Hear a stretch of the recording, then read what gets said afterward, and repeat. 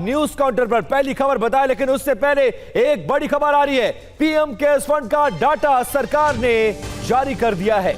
मार्च 2025 तक PM cares fund में balance 8,452 crore तक पहुंचा।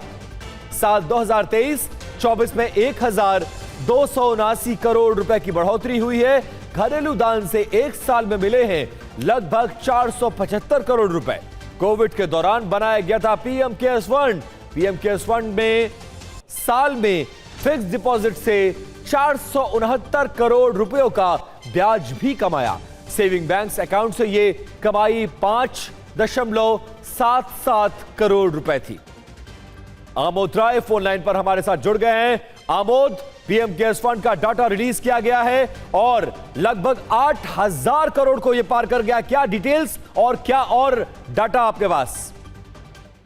देखिए, बार बार ये प्रश्न उठता रहा, कई बार पीछे विपक्ष ने भी इस मुद्दे को लेकर काफी हंगामा किया कि पीएम केयर्स फंड को लेकर प्रधानमंत्री कार्यालय से कोई जानकारी क्यों नहीं दी जाती है। और इसकी मांग संसद के बाहर, संसद के अंदर, सड़क पर हर तरह से होता रहा।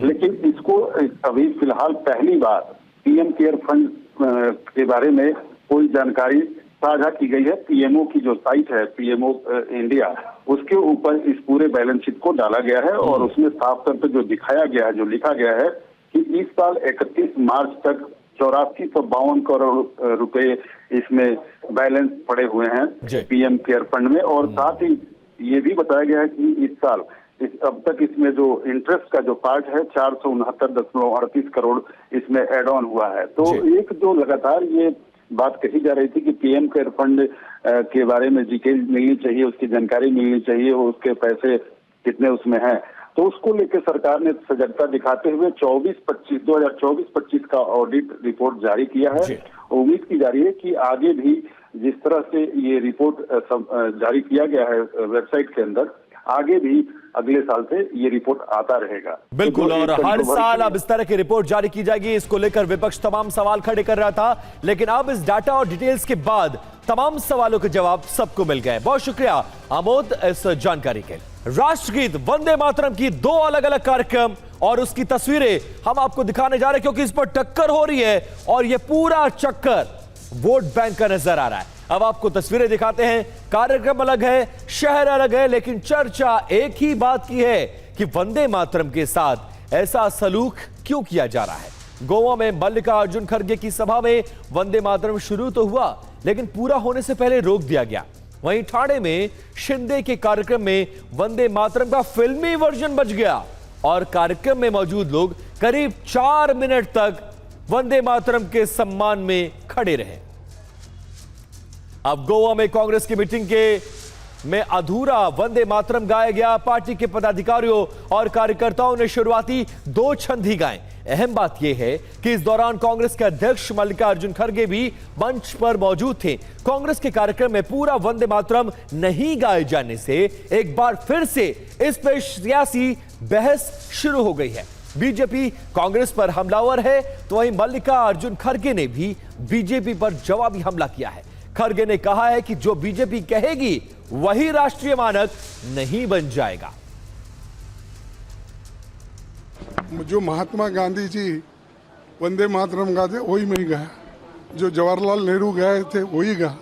अब तक 18 साल तक उन्होंने जो गाया, एज ए उनकी सेंट्रल गवर्नमेंट, वाजपेयी ने जो गाया वही गाया मैं, और 12 साल तक इन्होंने चीफ मिनिस्टर होकर अब तक जो गाया वही वंदे मातरम गाया। अगर ये गुनाह है तो उन्होंने 18 साल से गुनाह कर रहे हैं। तो गोवा में कांग्रेस के कार्यक्रम में वंदे मातरम के शुरुआती 2 पद ही गाए गए, यानी कांग्रेस नेताओं ने वंदे मातरम का पुराना फॉर्मेट ही गाया। इससे पहले 15 अगस्त को दिल्ली में कांग्रेस दफ्तर में भी वंदे मातरम पूरा नहीं गाया गया था। तब सोनिया गांधी और खड़गे ने राष्ट्रगीत के दौरान इशारा करते नजर आए थे। बीजेपी ने इसे राष्ट्रगीत का अपमान बताते हुए कांग्रेस पर निशाना साधा है। एक बार फिर से बीजेपी और कांग्रेस राष्ट्रगान के अपमान पर आमने सामने है।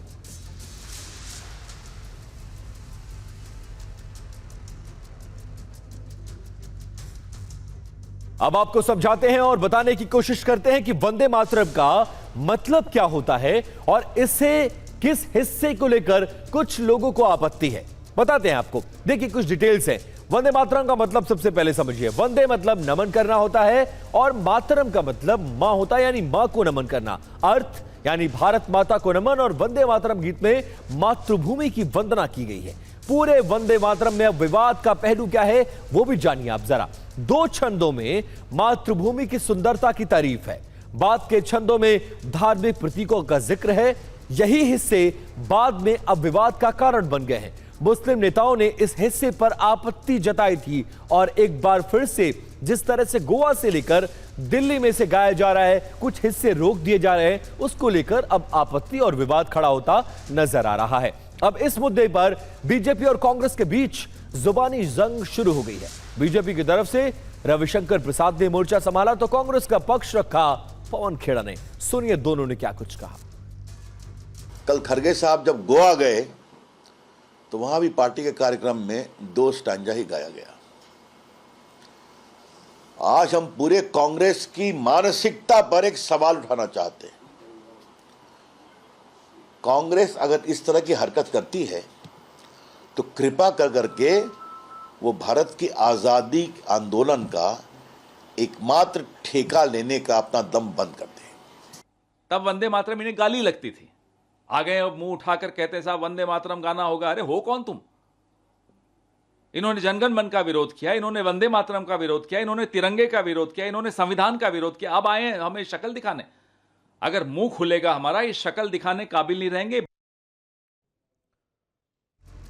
अब ये विवाद हो रहा है, आमने सामने दोनों नेता खड़े हैं, तो वंदे मातरम से जुड़े कुछ इंटरेस्टिंग जानकारी, कुछ इंटरेस्टिंग फैक्ट्स आपको जानना जरूरी है। देखिए राष्ट्रगीत वंदे मातरम की बात कर रहे हैं। इसके रचनाकार बंकिम चंद्र चटर्जी थे। मूल उपन्यास ऑन द मठ में प्रकाशित इसको किया गया था। 1896 में रविंद्रनाथ टैगोर ने इसे पहली बार गाया था। कांग्रेस के कलकत्ता अधिवेशन में इसे गाया गया था और 1947 में संविधान सभा की बैठक में भी शुरुआत इसी गीत के साथ की गई थी। 1950 में राष्ट्रगीत के रूप में इसे अपनाया गया है। अब कांग्रेस कर्नाटक के अध्यक्ष बीके हरिप्रसाद का कहना है कि वो वंदे मातरम की 2 पंक्तियों से ज्यादा नहीं गाएंगे। उन्हें बेशक क्यों ना फांसी पर चढ़ा दिया जाए, फिर भी वो पूरा वंदे मातरम नहीं गाने वाले हैं। क्या कुछ कह रहे हैं बीके हरिप्रसाद, वो सुनिए जरा। कर्नाटक का प्रदेश अध्यक्ष के नाते मैं बहुत साफ कहना चाहता हूं, हम सिर्फ 2 ही पंक्ति गाते हैं। चाहे बीजेपी, नरेंद्र मोदी, अमित शाह हमको फांसी पे चढ़ाए। अब यह भी जानना जरूरी है कि आखिरकार वंदे मातरम को लेकर नियम क्या कहता है। सभी सरकारी कार्यक्रमों में गाने की इसको नियम है कि कार्यक्रम की शुरुआत और अंत इसी के साथ किया जाए। कार्यक्रम शुरू होने से पहले गाया जाए और सभी इसके 6 अंतरे गाना उसको अनिवार्य है। कुल 3 मिनट 10 सेकंड में गाने का प्रावधान है और गायन के दौरान सावधान मुद्रा में खड़ा होना आवश्यक है। स्कूलों में प्रार्थना से पहले भी इसको गाया जाए, यह हमारा नियम और संविधान कहता है। अब वंदे मातरम के मुद्दे पर जुबानी जंग चल रही है। बीजेपी इस मुद्दे को जमीनी स्तर पर ले जाना चाहती है, तो वहीं आरजेडी इसे ध्यान भटकाने की कोशिश का आला तरीका बता रही है। यह अपमान उन शहीदों का है जिन्होंने इस देश के लिए अपनी शहादत दी और शहादत देते समय उनके मुख में वंदे मातरम था, गले में फांसी का फंदा था, पर उस फांसी के फंदे से वो डरे नहीं। मातरम की बात जो करते हैं, कभी वंदे मातरम का नारा लगाते हुए या गीत अपने जबान से गाते हुए कभी उन्होंने अपनी शहादत दिया है? राष्ट्रीय स्वयं सेवक संघ राष्ट्रवाद की बात तो जरूर करता है, लेकिन राष्ट्र में लोगों में दरार पैदा करने का काम करता है, लोगों में नफरत पैदा करने का काम करता है। तो इस मुद्दे पर बीजेपी और कांग्रेस आमने सामने नजर आई। महाराष्ट्र के ठाणे में इस सरकारी कार्यक्रम में उस वक्त अजीबोगरीब हालात बन गए जब वंदे मातरम की जगह एक एल्बम का गीत बजने लगा। करीब 4 मिनट तक पूरी सभा मौन होकर इस गीत पर खड़ी रही। जिस कार्यक्रम में यह गायन हुआ उसमें महाराष्ट्र के डिप्टी सीएम एकनाथ शिंदे भी मौजूद थे। एकनाथ शिंदे के मंच पर पहुंचने के बाद कार्यक्रम की शुरुआत हुई और तय मानकों के मुताबिक वंदे मातरम के गायन की घोषणा हुई। सभा में मौजूद सभी लोग खड़े हो गए। इस दौरान एल्बम का गीत बजने लगा। हालांकि इस गीत के बोल भी वंदे मातरम के ही थे, लेकिन एक पुराने एल्बम का गीत था, जबकि कार्यक्रम में वंदे मातरम के वास्तविक का गायन होना जरूरी था। जाता जाता एकच सूचना करून जातो, आपलं जे सुरुवातीला वंदे मातरम झालं ते जे संसदेने मंजूर केलेलं मान्यता दिलेली कडवी नव्हती, थोडं गाणं होतं ते, तर ते पुढे संयोजकांनी यापुढे काळजी घ्यावी। वंदे मातरम जे आपलं संसदेत मंजूर झालेलं आहे त्याला मान्यता मिळाली आहे आणि तसंच वंदे मातरम प्रत्येक कार्यक्रमामध्ये आपण गायलं पाहिजे, हा आग्रह आपल्या सगळ्यांचाच असला पाहिजे। आणि म्हणून पुन्हा एकदा ते आपण पुढे संयोजकांनी ते काळजी घ्यावी। के बाद बता दें आपको, अब वो तस्वीर हम आपको दिखाने जा रहे हैं जो यूपी की कानून व्यवस्था पर सवाल खड़े करेगी, क्योंकि हर किसी को यह तस्वीर बहुत ज्यादा हैरान करने वाली है। दरोगा की दिन दहाड़े पिटाई हो रही है और यह पूरी तस्वीर यूपी की राजधानी लखनऊ की है, जहां प्रदेश कानून के इकबाल से जुड़े तमाम तरह के दावे किए जाते हैं। उसी सूबे की राजधानी लखनऊ में कैसे एक पुलिस वाले को मारा पीटा जा रहा, वो तस्वीर आपके सामने है। ये पूरी घटना दिन दहाड़े लखनऊ के पारा इलाके की है, जहां जंजीर से बांधकर दरोगा की बेरहमी से पिटाई की गई। ये तस्वीर तब सामने आई जब पुलिस और निगम ने अवैध डेयरी चलाने वालों के खिलाफ ज्वाइंट ऑपरेशन अभियान चलाया, लेकिन हुआ क्या वो आपके सामने है। हालांकि इस वीडियो में दिख रही महिला की तरफ से छेड़छाड़ का आरोप लगाया जा रहा है, जिसकी पुष्टि हम तो नहीं करेंगे, जांच का विषय, लेकिन इसमें जो साफ तौर पर दिख रहा है वो ये कि दरोगा को किस बेरहमी के साथ पीटा जा रहा, वो भी ऑन ड्यूटी दरोगा पर।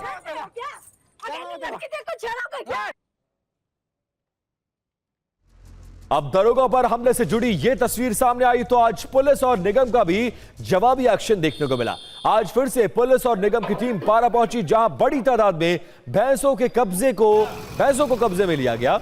यह उसी वक्त की तस्वीर है जब भैंसों को कब्जे में लेकर कांजी हाउस भेजा जा रहा है, लेकिन फर्क यह है कि इस बार पुलिस और निगम ने इस एक्शन को पूरी तैयारी के साथ अंजाम दिया है। भारी पुलिस बल के साथ यह पूरी कार्रवाई की गई है।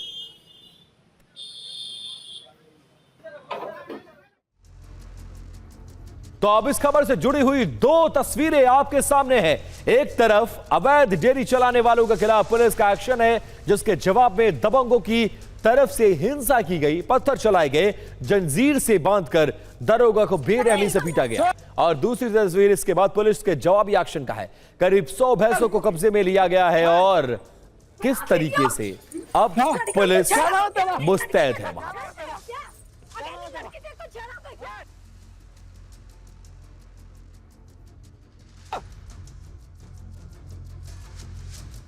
तो दरोगा के साथ, ऑन ड्यूटी दरोगा के साथ किस तरह से दिन दहाड़े लखनऊ में मारपीट की जा रही है, वो तस्वीर आपने देखा। लेकिन उस तस्वीर को मैं बिग बॉल पर लेकर आ रहा हूं और तस्वीर आपको दिखाएंगे और आपको बताने की कोशिश करेंगे कि आखिरकार कैसे एक दरोगा के साथ लखनऊ के पारा में इस तरह का मामला सामने आया है। अब भैंसों को कब्जे में लेने से जुड़ा हुआ पुलिस और निगम का एक्शन अपनी तस्वीरों में देखा, पूरी जानकारी आपको देते हैं और इस मामले में अब तक शासन की तरफ से क्या कदम उठाया गया है वो भी आपको बताएंगे। लेकिन अब वो तस्वीरें बिग बॉल पर आ चुकी हैं। ये वो महिला है जो ये कह रही है कि ऑन ड्यूटी दरोगा ने इस एक्शन के दौरान उसके साथ छेड़खानी की, जिसका कोई सबूत फिलहाल वो कैमरे पर नहीं दिखा पाए। लेकिन उसके बाद उनके घर वाले, जो व्यक्ति अपनी ड्यूटी को पूरा करने गया था, कैसे सड़क पर दरोगा को दौड़ा दौड़ा कर जंजीरों से बांधकर पीटा जा रहा है, वो तस्वीर आपके सामने है। और ये तस्वीर उत्तर प्रदेश की कानून व्यवस्था पर सवाल खड़े करती है। कुछ डिटेल्स लेकर आए हैं, उसको समझने की कोशिश करते हैं कि आखिरकार लखनऊ में ऑन ड्यूटी दरोगा पर यह हमला क्यों हुआ है, किसने किया है, मंशा क्या थी और पुलिस अब किस तरह से एक्शन ले रही है। जरा क्लोज फ्रेम में आइए और आपको बताते हैं कि लखनऊ में पुलिस पर हमला अब तक क्या क्या हुआ वो जरा जानिए। लखनऊ के पारा इलाके की यह पूरी घटना बताई जा रही है, जो तस्वीरें हमने आपको दिखाया है। क्लोज फ्रेम में इसको लेंगे और इस ग्राफिक्स को लेकर आते हैं आपके सामने। यह पूरा मामला अवैध डेयरी को चलाने वालों और निगम के एक्शन को लेकर था। पशुओं को वाहन में लादने के दौरान पथराव हुआ, क्योंकि जो डेयरी चलाने वाले हैं वो बहुत सबल निकले। पुलिस की तैयारी उनके सामने बहुत कमजोर थी और दरोगा पर दबंगों की तरफ से इस दौरान हमला किया गया। 25 अभियुक्तों के खिलाफ मामले में मुकदमे को दर्ज किया गया है। धारा 307 के तहत यह मुकदमा दर्ज हुआ, जिसमें 2 महिलाएं और हमला करने वाला एक युवक गिरफ्तार किया जा चुका है। अवैध चलाए जा रहे इस डेयरी से 100 भैंसों को पुलिस और निगम ने जब्त कर लिया है। और आज पुलिस और निगम की कार्रवाई के दौरान लखनऊ के मेयर भी मौके पर मौजूद रही। इस दौरान उन्होंने क्या कहा वो भी सुनिए आप। जिस तरीके से इन्होंने नगर निगम के कर्मचारियों को मारा और जिस तरीके से इन्होंने एक इंस्पेक्टर को मारा, ये गलत काम किया है। इस पे सख्त कार्रवाई होगी। आज ये इलाका पूरा साफ होगा।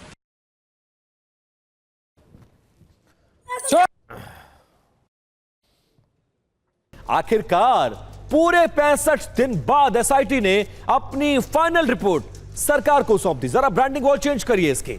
और श्री राम जन्मभूमि तीर्थ क्षेत्र को आगे की कार्रवाई के लिए इस रिपोर्ट को सौंप दिया गया है। लेकिन खबर सिर्फ इतनी भर नहीं है। सोर्सेज जो क्लेम कर रहे हैं उसके मुताबिक जानकारी यह है कि फाइनल रिपोर्ट में ट्रस्ट के पूर्व महासचिव चंपत राय और सदस्य रहे डॉक्टर अनिल मिश्रा का नाम ही मौजूद नहीं है। मतलब जिसकी नाक के नीचे यह पूरी चोरी की गई, उसको सीधे सीधे पुलिस और यूपी सरकार के इन अधिकारियों ने क्लीन चिट दे दी है। राम मंदिर ट्रस्ट के अध्यक्ष महंत नृत्य गोपाल दास को सौंपी गई इस रिपोर्ट को ट्रस्ट की 2 सितंबर के होने वाली बैठक में रखा जाएगा।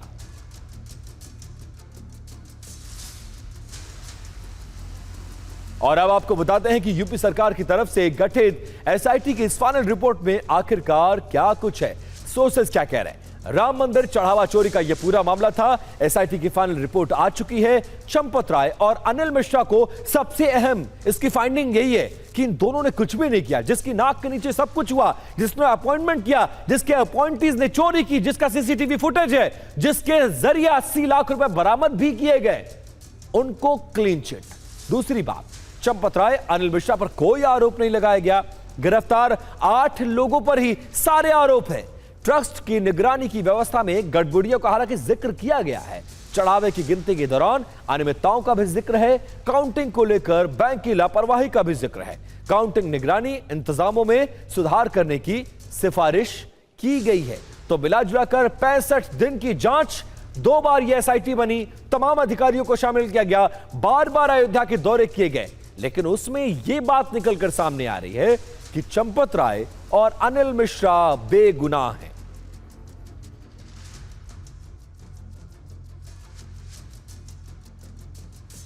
अब एसआईटी की रिपोर्ट में 8 अभियुक्त हैं। कौन कौन है वो जानिए। उनके नाम आप अच्छी तरह से जानते हैं और उनके चेहरे भी हम आपको वॉल पर दिखा रहे हैं। अविनाश शुक्ला, दूसरा अनुकल्प मिश्रा, तीसरा लवकुश मिश्रा, चौथा मनीष कुमार यादव, 5वां करुणेश पांडे, 6ठा रामाशंकर मिश्रा, 7वां सुभाष श्रीवास्तव और 8वां तेन्नो यादव, जो कि चंपत राय का बहुत ज्यादा करीबी हुआ करता था। और आप सीधे बात करेंगे महाराष्ट्र की, जहां पर महाराष्ट्री मराठी टेस्ट में जो ड्राइवर फेल हो गए, जिन्हें सरकार ने कहा था। अब सवाल यह है कि मराठी ना बोलने पर जो ड्राइवर फेल हुए हैं, क्या उनकी नौकरी पर संकट आ गया है? क्योंकि राज्य के परिवहन विभाग ने ऑटो और टैक्सी ड्राइवरों को मराठी सीखने की समय सीमा को बढ़ाया हुआ था, वो भी सीमा अब खत्म हो गई है। मराठी भाषा नहीं बोल पाने वाले ऑटो और टैक्सी चालकों के खिलाफ यह कार्रवाई की गई है। फिलहाल मराठी नहीं बोल पाने वाले ऑटो और टैक्सी चालकों का ड्राइविंग लाइसेंस नहीं रद्द किया जाएगा, बल्कि मराठी सीखने के लिए उन्हें 30 दिनों का समय अल्टीमेटम भी दिया गया है। 30 दिन के नोटिस पीरियड के बाद भी अगर ऑटो और टैक्सी चालक मराठी नहीं सीख पाते तो उनका लाइसेंस 3 महीने के लिए सस्पेंड कर दिया जाएगा। तो आपको यह जानकर हैरानी होगी कि मुंबई और महाराष्ट्र में टैक्सी और ऑटो ड्राइवर्स की जो संख्या है उसमें एक बहुत बड़ा चंक उत्तर प्रदेश और बिहार का आता है, जिसमें जौनपुर सबसे ऊपर है। जितने भी टैक्सी ड्राइवर, आप अगर 10 टैक्सी में जाएंगे तो लगभग ये समझ लीजिए कि आपको 6 ड्राइवर्स जो मिलेंगे वो यूपी और बिहार के होते हैं, जो मराठी बोल पाने में असमर्थ हैं। अब सरकार की नई गाइडलाइन आ गई है, जिसके तहत उन्हें मराठी सीखना अनिवार्य होगा अगर वो टैक्सी चलाना चाहते हैं तो। अब कुछ डिटेल्स हैं। ड्राइवर के साथ मराठी की टेस्ट ड्राइव चल रही है। मराठी भाषा की यह परीक्षा है। अब देखिए 1,65,000 चालकों की परीक्षा ली गई, जिसमें 1,40,000 चालकों ने परीक्षा पास कर ली, जिसमें 7,750 चालक परीक्षा में फेल हो गए, जबकि 17,427 चालकों का प्रशिक्षण अभी जारी है। 10 से 15 दिन में इनकी ट्रेनिंग पूरी हो जाएगी, उसके बाद इनका टेस्ट लिया जाएगा। हमारे आरटीओ के लोग आपके साथ संवाद करेंगे, आपको वो जो जितनी मराठी है उतनी मराठी प्रवासियों के साथ संवाद करने लायक आती है क्या, ये देखेंगे। अगर आती रहेगी तो बहुत ही अच्छा है, और नहीं आती रहेगी तो कानूनी कार्रवाई हमको करनी पड़ेगी। अब महाराष्ट्र में सरकार टैक्सी ड्राइवरों का मराठी वाला टेस्ट ड्राइव क्यों ले रही है, यह भी जानिए आप जरा। कुछ डिटेल्स एंड ग्राफिक्स आपके सामने। महाराष्ट्र सरकार का नया नियम क्या है वो आपको जानना जरूरी है। महाराष्ट्र सरकार का नियम यह है कि ड्राइविंग लाइसेंस के लिए, यानी टैक्सी और ऑटो चलाने के लिए आपको मराठी आना अनिवार्य है, उसका ज्ञान जरूरी है। मराठी नहीं आती तो 1 महीने का आपको नोटिस दिया जाएगा। नोटिस के बाद लाइसेंस को 3 महीने के लिए सस्पेंड किया जाएगा, और वो 3 महीने के अंदर आपको मराठी सीखना होगा। सस्पेंशन के बाद ड्राइविंग लाइसेंस को रद्द कर दिया जाएगा अगर आप इन 3 महीनों में भी मराठी नहीं सीख पाते हैं तो। महाराष्ट्र में 15 अगस्त की डेडलाइन खत्म हो चुकी है, यानी 15 अगस्त तक महाराष्ट्र में तमाम ऑटो रिक्शा चालकों को मराठी सीखने के लिए कहा गया था। क्या क्या सीखे? जैसे बोलते हैं कि हमको मलाड जाना है, हाँ, हवा बसा। यस। कितने दिन सीखे हैं आप? अब भैया 1 हफ्ते लगा हमको अभी, और सीख रहे हैं। और नहीं अभी सीखा नहीं, अभी सीख रहा हूँ। अच्छा, अभी नाम दाम लिखवाया, हो जाएगा, सीख लोगे? सीख लेगा ना, थोड़ा बहुत आ रहा है अभी। मोबाइल से सीखे। क्या क्या सीखा? मतलब जो सामने वाला बोलेगा अपन उसको हिंदी में बोल सकते हैं, जबान पलटरी नहीं है। अच्छा, वैसा होगा। थोड़ा बहुत ऐसे ही सीख रहे हैं, अभी कोशिश कर रहे हैं सर। क्या क्या सीखा? यही जो पैसेंजर बात करते हैं, जैसा कि कहाँ जाना, कहाँ छोड़ना है, क्या छोड़ना है, वही सरकार को मैं यही मांग करता हूँ कि 1-1.5 साल और देना चाहिए। बिल्कुल टाइम मिलना चाहिए थोड़ा, आपको लगता है? थोड़ा बहुत तो टाइम मिलना चाहिए, टाइम नहीं मिलेगा कैसे सीखेगा। अगर मराठी में बोलेगा अंधेरी जाना है, अंधेरी में को जाना है, जायची अंधेरी जायची में को, मला सांगू बसा तुम्हें मैं छोड़ दो। अब न्यूज काउंटर में आगे बढ़ते हैं, खबर को बदलने जा रहे हैं और आपको एक ऐसी तस्वीर दिखाने जा रहे हैं जो आपको हैरान और परेशान दोनों करोगी, क्योंकि डीयू के छात्रों की गुंडागर्दी सामने आई है। और क्या किया है छात्रों ने? बदमाशी नहीं है, बल्कि टीचर की सरेआम पिटाई, और ये पूरी वारदात सीसीटीवी कैमरों में दर्ज हो गई है। ये दिल्ली विश्वविद्यालय की तस्वीर आपके सामने है, जहां एक रिसर्च स्कॉलर ने अपने ही प्रोफेसर पर हमला कर दिया। सीसीटीवी वीडियो में साफ तौर पर देखा जा सकता है कि कैसे ये स्कॉलर तेजी के साथ आगे बढ़ते हुए नजर आ रहा है। ठीक इसी दौरान दूसरी तरफ से प्रोफेसर भी सामने आए, जिन्हें इस स्कॉलर ने पकड़कर थप्पड़ मारना शुरू कर दिया। यह हमला डीयू के लॉ फैकल्टी में किया गया। बताया यह जा रहा है कि पीएचडी इंटरव्यू से जुड़ी रंजिश के चलते रिसर्च स्कॉलर ने इस हमले को अंजाम दिया। प्रोफेसर अनुपम झा पर हमला तब किया गया जब वो अपनी क्लास में पढ़ाने जा रहे थे। इस थप्पड़ कांड के बाद से पूरे कैंपस में हड़कंप मचा हुआ है। तो इन तस्वीरों में साफ तौर पर आप देख सकते हैं कि कैसे एक स्कॉलर दौड़ते हुए अपने प्रोफेसर के पास आता है और उसके पकड़कर थप्पड़ ही थप्पड़ उसको मार रहा है। गुरु और शिष्य की परंपरा पर यह तस्वीरें काला धब्बा हैं, और खासकर देश की राजधानी डीयू, जो अपने आप में एक प्रतिष्ठित संस्थान है, और वहां पर पीएचडी का स्कॉलर, यह भी नहीं कोई बीए फर्स्ट ईयर का छात्र है, पीएचडी का स्कॉलर इस तरह की गुंडाई कर रहा है, और वो पूरी गुंडाई कैमरे में दर्ज हुई है। तो जिन प्रोफेसर को थप्पड़ मारा गया है, उनका क्या कुछ कहना है, अब उनका बयान भी सुनिए आप जरा। तो मैं क्लास लेने जा रहा था 11 बजे, तो हम आ रहे थे, और जैसे मैं इधर घुस रहा था उसी समय एक बच्चा आता है और पैर से और हाथ से मुझे मारने लगता है। तो मैं गिर जाता हूँ नीचे, और सारे बच्चे भी अगल बगल में थे, वो देख के हैरान रहते हैं। और देखिए, घटना की सूचना मिलने के बाद प्रॉक्टर के आदेश पर आरोपी छात्र को तुरंत निलंबित कर दिया गया, और इसके खिलाफ पुलिस में एफआईआर भी दर्ज करा दी गई है। मारपीट की घटना है, जिसका संज्ञान लेते हुए विश्वविद्यालय ने उस विद्यार्थी को जो है सस्पेंड किया है। और अब न्यूज काउंटर में खबर को बदलने जा रहे हैं। अगली खबर की बात, और बात एक बार फिर से महाराष्ट्र की एक सड़क के बारे में बात करेंगे, जिसकी तस्वीर इस वक्त आपके सामने है। क्या है ये खबर? ये अहिल्यानगर के मनमाड़ सड़क है, जहां पर बहुत बड़े बड़े गड्ढे नजर आ रहे हैं, और अगर आपसे यह कहा जाए कि सड़क की जर्जर हालत के लिए जिम्मेदार और कोई नहीं बल्कि अमेरिकी राष्ट्रपति डोनाल्ड ट्रंप है, तो आपको सुनकर एक बार अपने कान पर भरोसा नहीं होगा। मैं फिर से रिपीट करता हूं, इस सड़क की दुर्व्यवस्था, अव्यवस्था के लिए अमेरिकी राष्ट्रपति डोनाल्ड ट्रंप जिम्मेदार है। ऐसा कैसे हो सकता है, ये आप सोच रहे होंगे। असल में यह दावा हम नहीं कर रहे हैं, बल्कि महाराष्ट्र के बीजेपी के प्रदेश उपाध्यक्ष और पूर्व सांसद संजय विखे पाटिल की तरफ से किया जा रहा है। अब उनका पूरा बयान सुनते हैं और उसके बाद समझाएंगे कि डोनाल्ड ट्रंप का जिक्र महाराष्ट्र की टूटी सड़क पे आखिर आ कहां से गया। इराणवर हल्ल्यामुळे क्रूड ऑइल सप्लाय हा आपल्या देशात बंद झाला, किंबहुना ज्या प्रमाणात झाला पाहिजे होता त्याच्यात 50% घट आली। क्रूड ऑइलची घट झाल्यामुळे ऑइल रिफायनरीज आपल्या 50% कॅपॅसिटीवर काम करतायत आणि ऑइल रिफायनरीमध्ये क्रूड ऑइलला जेव्हा आपण पेट्रोल किंवा डिझेलमध्ये कन्वर्ट करतो त्याचा बाय प्रोडक्ट हे डांबर असतं। दुर्दैवाने ऑइल रिफायनरीची क्षमता कमी झाल्यामुळे, क्रूड ऑइल उपलब्ध कमी झाल्यामुळे डांबर उपलब्धता कमी झाली। तर हे फार मोठं लिंक आहे, पण आता हे कोणाला समजून सांगणार, म्हणून एकच माणूस कारणीभूत आहे आणि तुम्ही स्वतः या गोष्टीचे साक्षीदार आहात। ये सत्ता में वो नेता हैं जो बयान दे रहे हैं सड़क की मरम्मत का काम अटकने के लिए सीधे डोनाल्ड ट्रंप को जिम्मेदार ठहराया गया, लेकिन जानते हैं आप आखिरकार इसके फैक्ट्स क्या हैं, किस आधार पर यह कहा जा रहा है। सड़क नहीं बनी तो ट्रंप की जिम्मेदारी कैसे, अब दावा क्या है वो जानिए। ईरान पर अमेरिका ने हमला किया और क्रूड ऑयल बंद हो गया, जबकि फैक्ट यह है कि क्रूड ऑयल के लिए सिर्फ ईरान पर भारत निर्भर नहीं है, बल्कि रूस से, इराक से, सऊदी अरब से भी कच्चा तेल खरीदा जा रहा है भारत, और भारत के जो जरूरतें उसकी पूर्ति हो रही है। दूसरा दावा कि भारतीय रिफाइनरीज 50% क्षमता पर काम कर रही हैं, जबकि फैक्ट यह है कि 100% क्षमता पर भारतीय तेल रिफाइनरियों का काम जारी है। शुरुआत में थोड़ी दिक्कत आई थी, लेकिन अब सब कुछ सामान्य है। तीसरा दावा कि क्रूड ऑयल का बाय प्रोडक्ट डामर है, जबकि फैक्ट यह कहता है कि सड़कें नहीं बनने जैसी कोई कमी नहीं है। तो नेताजी अपनी राजनीति को चमकाने के लिए, अपनी सरकार को बचाने के लिए इस तरह के दावे कर रहे हैं। अब एक और दावा है, सड़क नहीं बनने के लिए ट्रंप जिम्मेदार है, जबकि फैक्ट ये कहता है कि ये सिर्फ और सिर्फ पूरी तरह से राजनीतिक बयानबाजी है।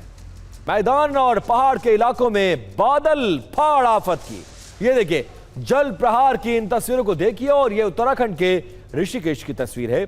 सैलाब की रफ्तार बहुत ज्यादा डराने वाली है। इसी उफनते सैलाब में एक गाड़ी फंस गई, उसे बचाने की जद्दोजहद की जा रही है। अगर ये गाड़ी जरा सी भी फिसली तो इसका नामो निशान तक मिट जाएगा।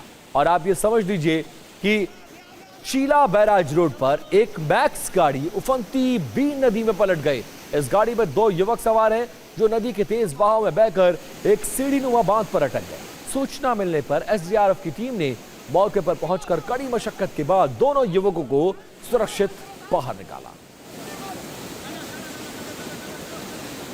तो ये तस्वीर देखिए किस तरह से उफनती पानी में, और जो सैलाब आजकल पहाड़ों पर आया, कैसे लोग फंस जा रहे हैं, और सुरक्षा एजेंसियों के लोग, एसडीआरएफ के लोग, एनडीआरएफ के लोग किस तरह से अपनी जान को जोखिम में डालकर इन तमाम लोगों की मदद करते नजर आ रहे हैं।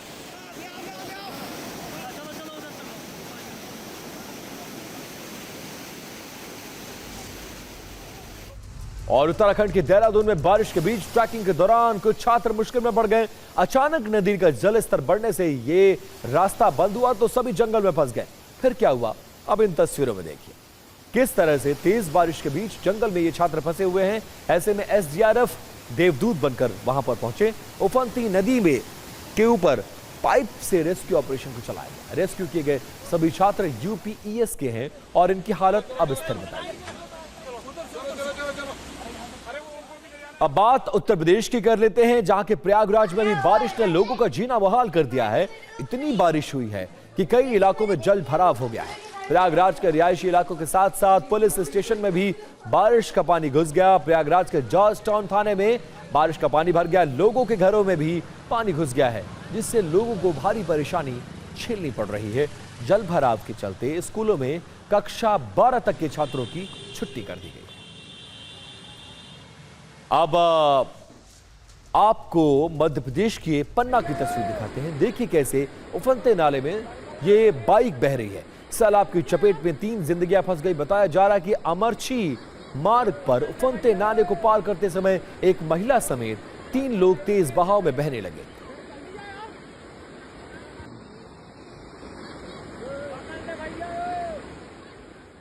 अब आपको पश्चिम बंगाल के आसनसोल की तस्वीर दिखाने जा रहे हैं। देखिए किस तरह से पूरा इलाका पानी से लबालब भरा हुआ है। सड़कें दरिया बन गई हैं, रास्तों पर तालाब जैसा माहौल है, सब कुछ पानी में डूबा हुआ है।